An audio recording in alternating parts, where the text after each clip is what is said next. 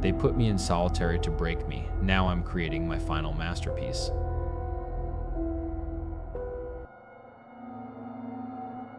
They locked me in a white room to cure me.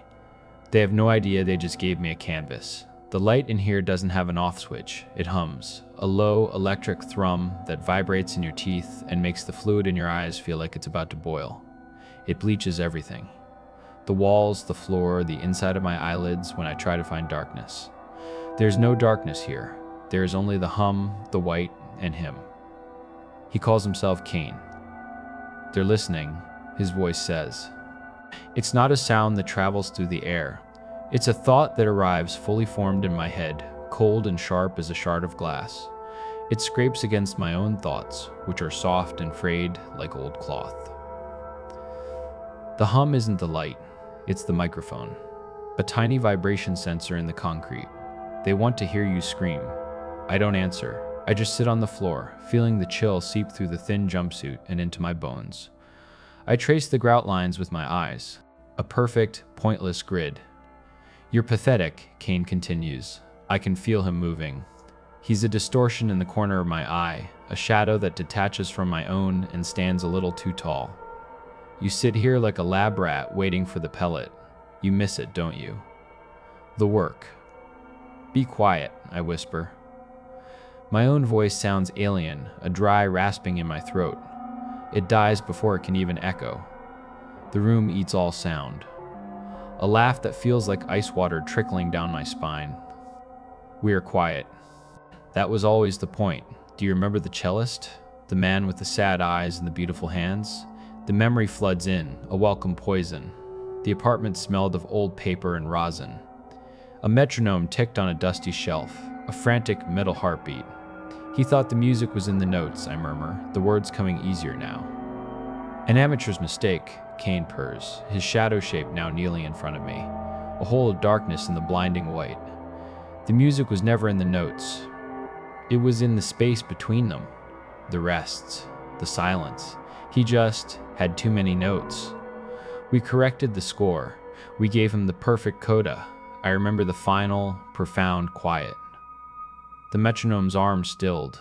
The frantic city sounds outside the window seemed to hush in reverence. It was holy. A warmth spreads through my chest, a flush of pride that momentarily pushes back the cell's cold. We were composers. I was the hand. He was the insight. The warmth vanishes. The cold returns, deeper this time. It feels like it's coming from inside me. They're going to kill us, Cain, I say, the flat truth of it landing like a stone in my gut. Let them try, he snarls, and the air pressure in the room seems to drop. They can't kill an idea. They can't kill me. They've made a fatal error. They think they've isolated you from your tools. They've actually locked you in a room with your inspiration. He's angry now. I can feel it radiating off him, a palpable cold that makes my skin prickle. Look at this place, he hisses, the shadow sweeping an arm around the featureless box. It's an insult, sterile, empty, a blank page spat on by a committee. But you are an artist, Alaric. You see what they can't. This isn't a cage. A terrible creeping premonition begins to crawl up my neck. What is it then? It's a challenge, the ultimate commission. They've given you the one thing you've never had before, a subject that truly understands the work, a medium that is perfectly, intimately familiar. His shadow leans in close. I can feel a phantom breath on my cheek, smelling of dust and graves. They've given you yourself. The premonition crystallizes into pure, jagged horror. I see it. I see what he's planning. The gallery of our past works isn't just a comfort. It's a portfolio, a pitch. No, I choke out, scrambling back until my spine hits the wall. No, I can't. You can, Cain says, and his voice softens into something horribly reasonable, something patient and instructive. Because you must. What is the purpose of the artist, Alaric? To reveal the truth. To show the world the beauty it's too blind to see. The masterpiece isn't the canvas. It's the transformation. He begins to describe it. In exquisite, reverent detail. He talks about geometry, the elegant lines that can be drawn from one point to another. He talks about color theory, The shocking, profound statement of a single primary color introduced to a monochrome palette. He talks about the light, this constant, unforgiving light, and how it will refract, how it will catch new textures, how the white walls will come alive. The drain is not for waste, he whispers, his voice a hypnotic rhythm. It is the focal point, the place where the temporal becomes eternal. The final silent note. I press my palms against my ears, but it's a child's gesture. He isn't outside. He's in my head, his words weaving themselves directly into my thoughts. They expect a broken man, Kane breathes, the excitement building in his voice, a terrible creative energy that I can feel sparking in my own nerves. They think they'll open that door to find a mess, a failure. They are wrong.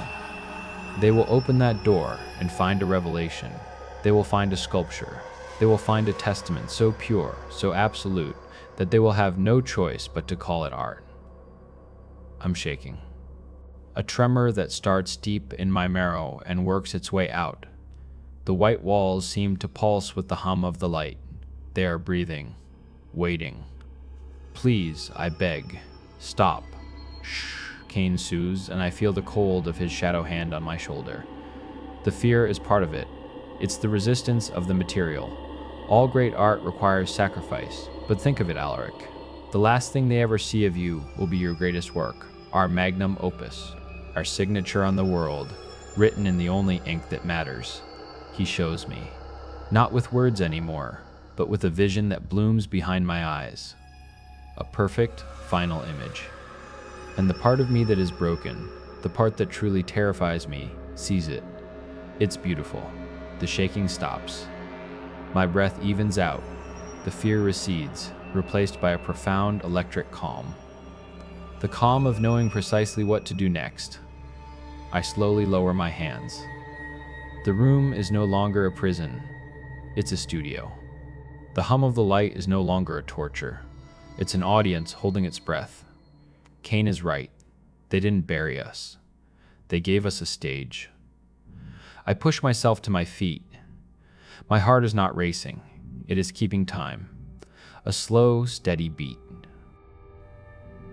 I walk to the center of the room, directly under the brilliant, unblinking eye of the light. I stretch out my fingers. The tools. I turn my head and look toward the solid steel door. Toward the little lens I know is hidden there, watching me, waiting for me to break. A slow smile spreads across my face.